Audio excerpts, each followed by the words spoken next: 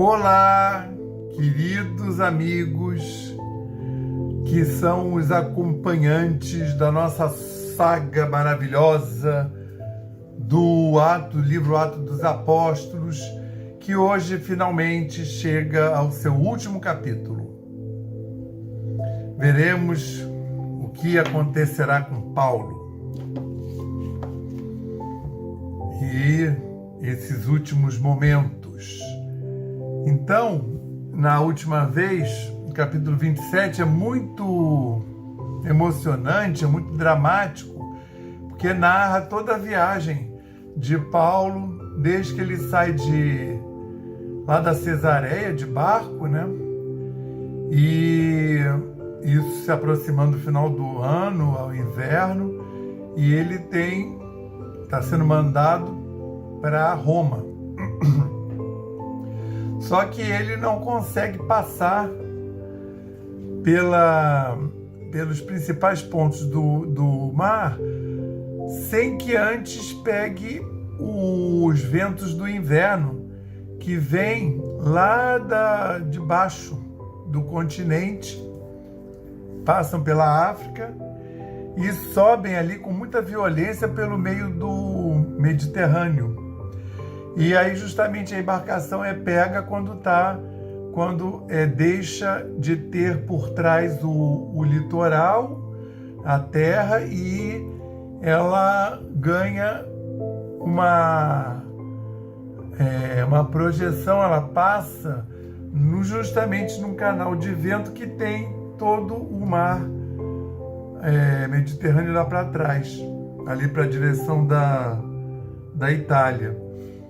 E aí eles acabam dramaticamente na ilha de Malta, com toda a carga perdida e o navio também, porque o navio encalha num banco de areia e as ondas, por causa do vento, estão batendo com muita força e acabam destruindo o navio.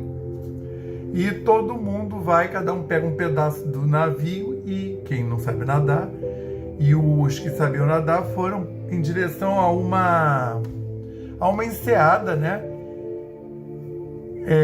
Que eles viram, porque eles esperaram amanhecer o dia para ficar visível. Eles sabiam que tinha terra por perto, mas não sabiam a quanto estava. Então eles esperaram amanhecer para fazer essa manobra de aproximação que acabou encalhando o navio. E aí eles foram parar lá nessa baía, que hoje em dia se chama, na ilha de Malta, que se chama Baía de Paulo. E aí continua a nossa saga. E havendo escapado, capítulo 28, e havendo escapado, então souberam que ali se chamava Malta. E os bárbaros usaram conosco não de pouca humanidade, isso é uma maneira do Lucas falar, né? Não de pouca humanidade, de muita humanidade, né? Receptividade, porque acenderam uma grande fogueira, nos recolheram a todos por causa da chuva que caía e por causa do frio e do vento. Então está chegando o inverno. É engraçado que o inverno não entrou ainda não, isso aí é início de novembro. Mas entre todos os navegantes, capitães, práticos, já diziam que não era para navegar naquelas águas a partir de novembro. Mas como tinha entrado novembro, e quando eles saíram de lá estava na calmaria, aí eles... não, acho que vai dar. E aí não deu. Quer dizer, só deu porque era Paulo, né? E que o Paulo tinha que chegar lá. E o Paulo, ele só consegue ter essa calma, essa presença de espírito, porque ele lá, antes das desgraças acontecerem, ele foi avisado, né? Ele foi avisado que todos seriam poupados, porque senão ia ser um estresse muito grande e o objetivo dele é outro, né? O objetivo dele não, né? O objetivo do Espírito Santo quanto a ele é outro. Então, e essa história de chamar de bárbaro, os bárbaros usaram conosco, não de pouca humanidade, Os bárbaros não é exatamente que ele está xingando ninguém, não. Todos, para o povo nascido no Império Romano ou grego, todos que não falassem latim ou grego eram chamados de bárbaros. Até mais provável que eles chamassem de nativos, de alguma coisa do gênero, nativos, vamos dizer nativos. Porque esse povo lá da Ilha de Malta, eles eram descendentes de fenícios, tá? E lá, a Ilha de Malta fica nesse corredor de vento. Então, a Ilha de Malta, no inverno, embora a temperatura não caia muito, ela é alvo de ventos fortíssimos, porque não tem nada na frente, não tem nada atrás. Ela está no meio de uma extensão de água, então os ventos vêm com toda a força. E acaba que mesmo não estando muitos graus, na verdade nem abaixo de zero nesse momento não devia ser alguma coisa em torno de 5, 10 graus, mas com o vento e eles molhados, né? Aí nos recolheram a todos por causa da chuva que caía, por causa do frio. E havendo Paulo ajuntado uma quantidade de vides, gravetos, né? E pondo-as no fogo, uma víbora fugiu do calor que lhe acometeu a mão. O Paulo foi reunir gravetos, pedaços de madeira, reuniu assim e jogou no fogo, porque vamos lembrar que essa fogueira aí é para... não morreu ninguém. Lembra que eu falei quantas pessoas tinham dentro daquele navio? 263. Então, você imagina, é gente pra caramba, né? E você vê que o Paulo não ficava na aba, não. Paulo ia fazer também as coisas. Ele juntou as madeiras, jogou na fogueira. Só que no meio das madeiras, estava lá, meio sonolenta, meio hibernando, uma serpente. Era uma serpente conhecida na ilha. E essas serpentes, no frio, ela ficava morgada, hibernando. E aí ela acordou, caiu na fogueira e mordeu a mão de Paulo. E os bárbaros, vendo-lhe a víbora pendurada na mão, diziam uns aos outros: certamente este homem é homicida, visto como, escapando do mar, a justiça não o deixa viver. Que isso era uma crença deles, local, a crença lá desse grupo humano que morava na ilha, que eles estavam fazendo uma interpretação. Qual era? Eles sabiam que Paulo era preso porque estava com a candeia, né, a cadeia, estava com a corrente. Mas eles não sabiam qual era o crime. E aí eles logo pensaram: esse homem é um homicida. Tá vendo? Ele escapou do mar, mas aí a deusa lá deles, que era isso, né? A justiça foi feita. Ele foi condenado de morte. Mas sacudindo ele a víbora no fogo, não sofreu mal nenhum. E eles esperavam, aí eles ficaram olhando, né? Ele sacudiu e eles estavam lá assim: esse cara aí não é boa bisca não, hein? Aí, sacudindo ele a víbora, e eles esperavam que viesse a inchar ou a cair morto de repente. Mas tendo esperado já muito e vendo que nenhum incômodo lhe sobrevinha, mudaram de parecer. Diziam que ele era Deus. Aí, essa serpente era terrivelmente venenosa. Então, assim, mas ele não morreu? Né? Aí, assim, então ele é Deus, né? Ele deve ser um ser divino. Não morreu da tal serpente? Essa serpente hoje em dia está extinta, tá, na ilha. Porque dizem que foram os métodos agrícolas que eles andaram empregando e acabaram extinguindo com a tal da serpente, né? Como essa história tem 2000 anos quase, então E ali próximo daquele lugar havia umas herdades que pertenciam ao principal da ilha, por nome Públio, o qual nos recebeu e hospedou benignamente por 3 dias. Então veio lá o manda-chuva da ilha, o principal da ilha, e que de nome Públio, e ele tinha umas herdades, ele tinha umas terras, umas hospedarias, tá? Essa ilha era usada para passar inverno. Os navios vinham navegando até quando podia, né, passar. Tinha ano que os ventos começavam mais cedo, tinha ano que os ventos começavam mais tarde. O povo navegava até quando dava. E aí eles paravam, ou na ilha anterior, da onde vieram, de onde o Paulo o barco não deveria ter saído, ou então aí onde se chegava com antecedência, esperava, não nessa situação dramática, né? Porque a maioria que vinha na situação dramática acabava naufragando e morria. Deve ter um monte de naufrágio lá nessa rota, né? Se vocês olharem no mapinha que eu coloquei, você nota que o cara que desenhou a rota, nesse pedaço, ele bota uma sinuosa para demonstrar que o barco, na realidade, ficou à deriva, né? Eles tiveram que jogar os mastros, as velas, tudo fora, para aliviar o peso, né? E aí o Públio resolveu hospedá-los. Então, como a ilha era comum receber barcos para passar o inverno, porque agora vai passar o inverno todo, tem que ficar no mínimo 3 a 4 meses aí, até as coisas melhorarem. Cada ano é de um jeito. Então, mas nem começou, no caso aí, nem começou o inverno. E aí já tinha até um navio lá parado. E aí eles tinham alojamento, galpões, para grande número de pessoas. No caso aí, 260 e tanto. E aí o Públio botou eles lá, eles ficaram por 3 dias, até a poeira assentar.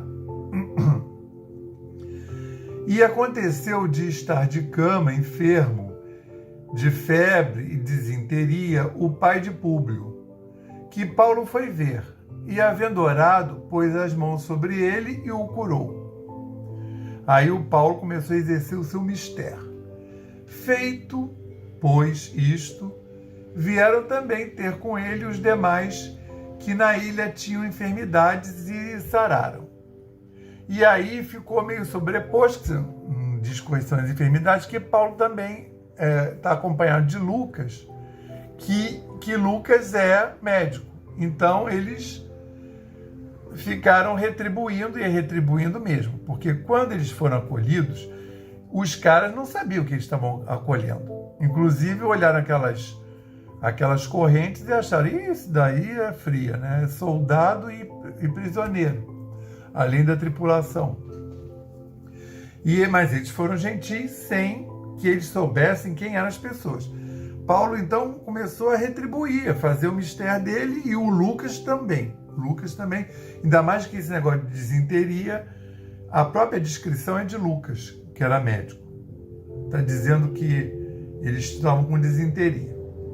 Os quais nos distinguiram também com muitas honras, e, havendo de navegar, nos proveram das coisas necessárias.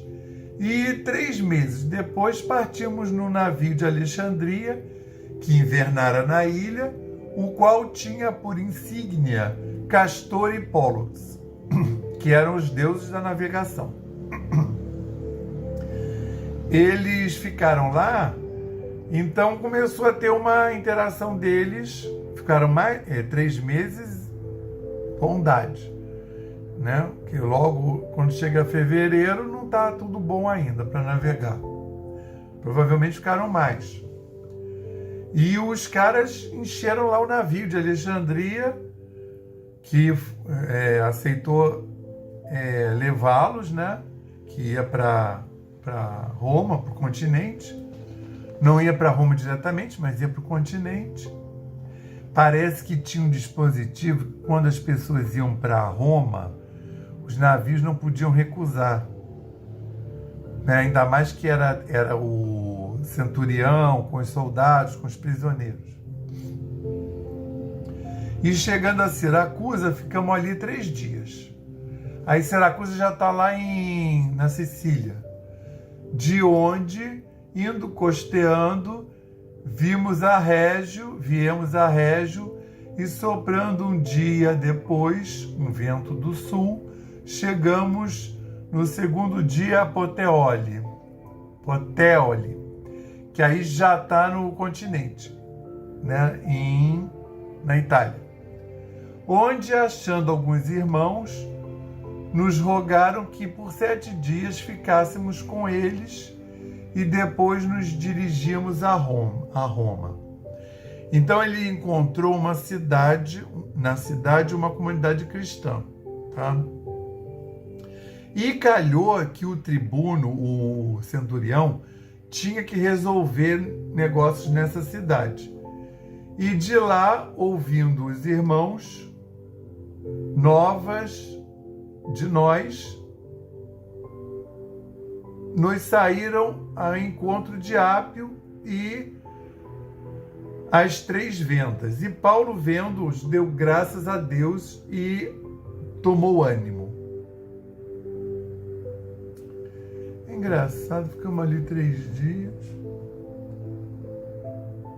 Ah, tá aqui. Então, onde, achando alguns irmãos, rogaram que por 7 dias ficássemos com eles e depois nos dirigimos a Roma. Mas nisso o centurião teve que concordar também, né? Então o centurião também tinha coisa para fazer lá.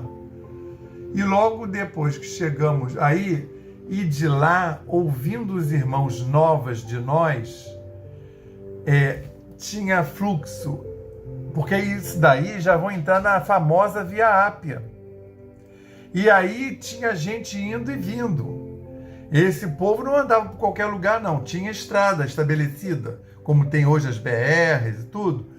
Até porque se acontecesse alguma coisa, se precisasse pernoitar, você encontrava pessoas na estrada.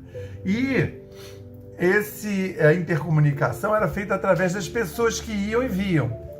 E nesses 7 dias que eles ficaram lá, a notícia de que Paulo estava chegando já chegou lá em Roma, tá? E aí, e de lá, ouvindo os irmãos novas de nós, nos saíram ao encontro à praça de Ápio e às 3 vendas. E Paulo, essas localidades ficam aproximadamente a 68 quilômetros, praça de Ápio, 68 quilômetros de Roma. Seria, para as pessoas que andavam bem, uns 2 dias de caminhada. Lembrando que eles só andavam durante o dia. E Paulo, vendo-os, deu graças a Deus e tomou ânimo.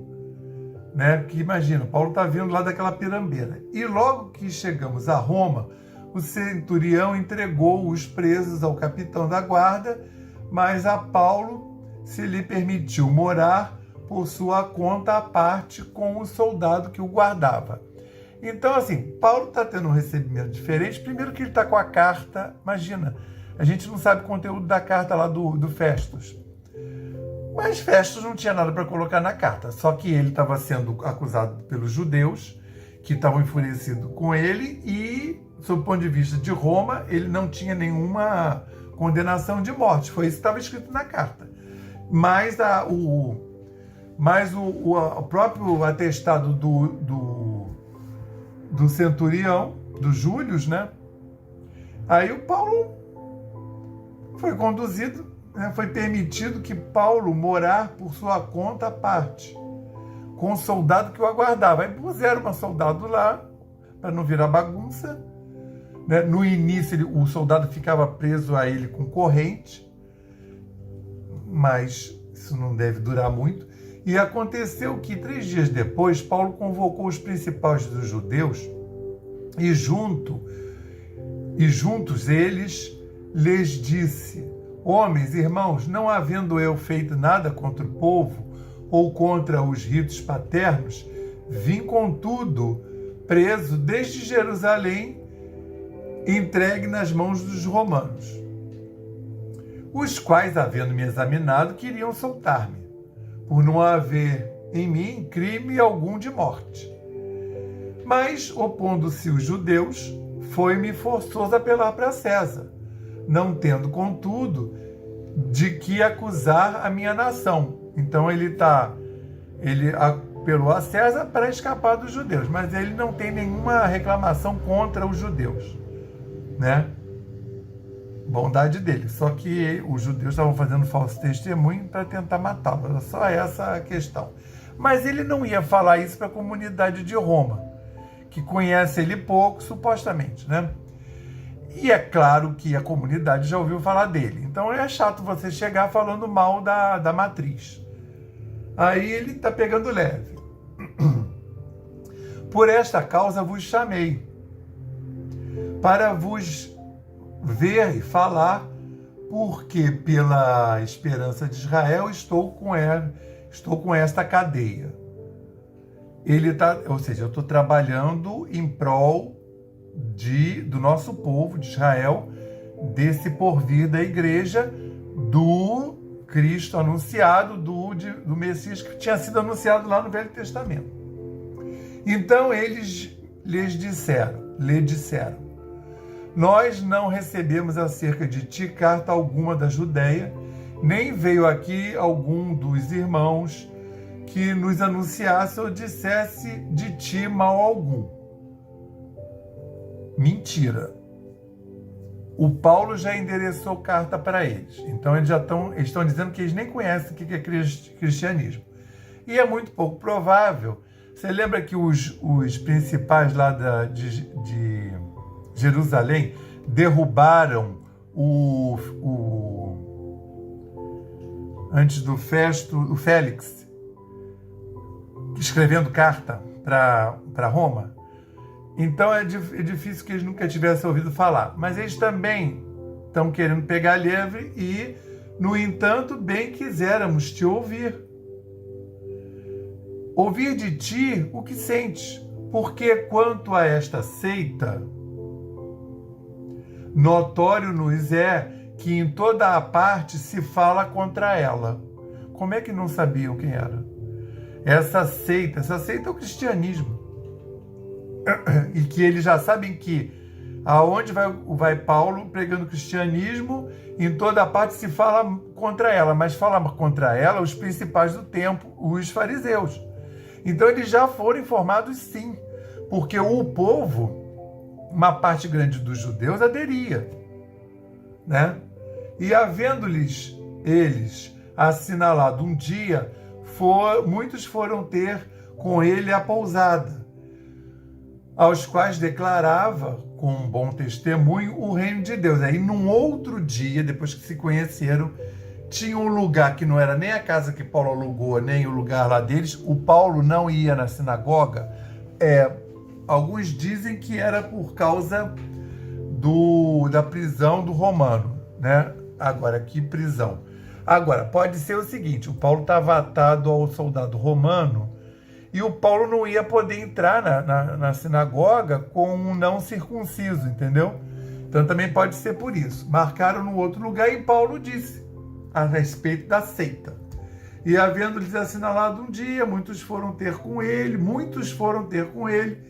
a pousada, aos quais declarava com bom testemunho o reino de Deus e procurava persuadi-los a fé em Jesus, tanto pela lei de Moisés como pelos profetas, desde a manhã até a tarde. Você sabe que falar é com Paulo, né?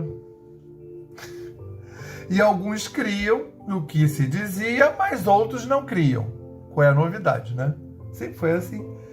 E como ficaram entre si discordes, despediram-se, dizendo Paulo estas palavras: bem falou o Espírito Santo a nossos pais, pelo profeta Isaías, dizendo: vai a este povo e dize: de ouvido ouvireis e de maneira nenhuma entendereis, e vendo vereis e de maneira nenhuma percebereis. O que ele está dizendo? Olhos de ver e ouvidos de ouvir. Ele está só repetindo o Velho Testamento, ou seja, eu vou pregar, Alguns vão ter o ouvido amadurecido, vão ter os olhos de ver e vão seguir a Jesus. E outros não. A verdade é essa. Ele está lembrando. Porquanto o coração deste povo está endurecido, os judeus antigos, mosaicistas, e como os ouvidos ouviram pesadamente e fecharam os olhos, para que nunca com os olhos vejam, nem com os ouvidos ouçam, nem do coração entendam, nem se convertam, e eu os cure. Eu, o enviado.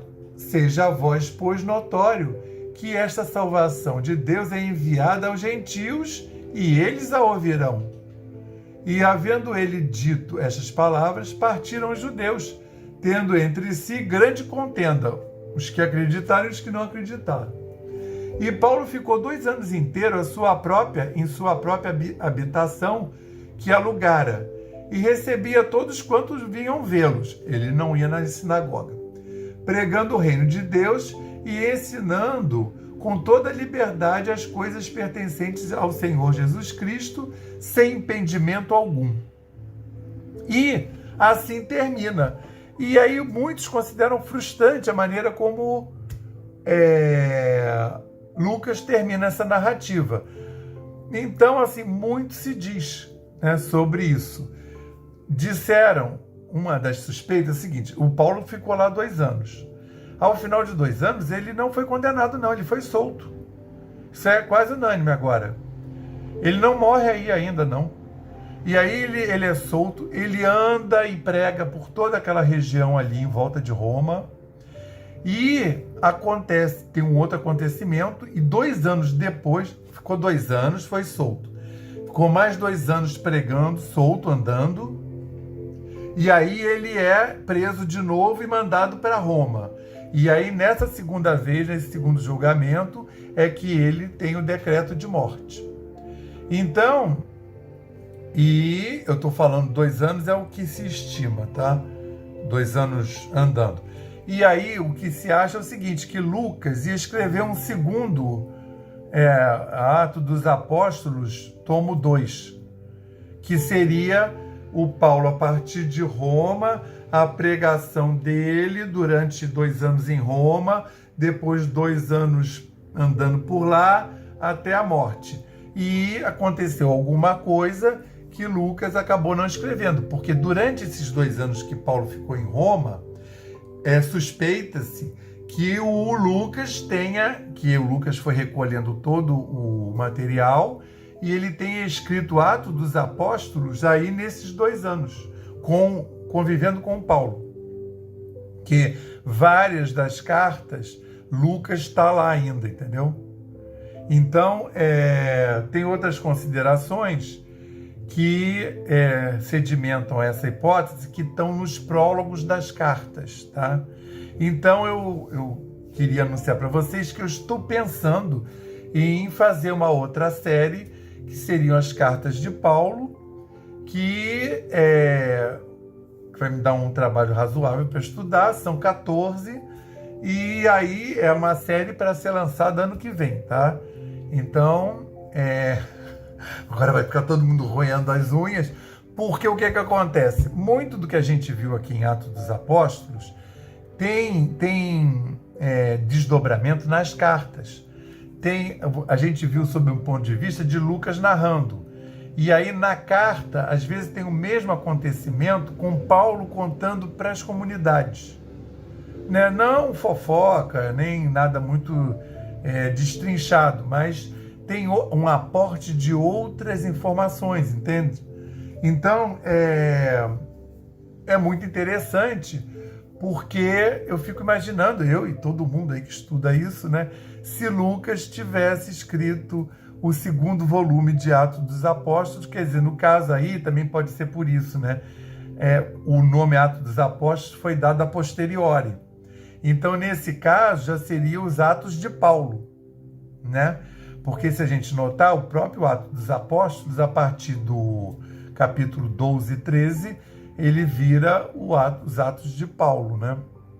Que, na verdade, são os atos dos primeiros anos do cristianismo. Então, Fica aí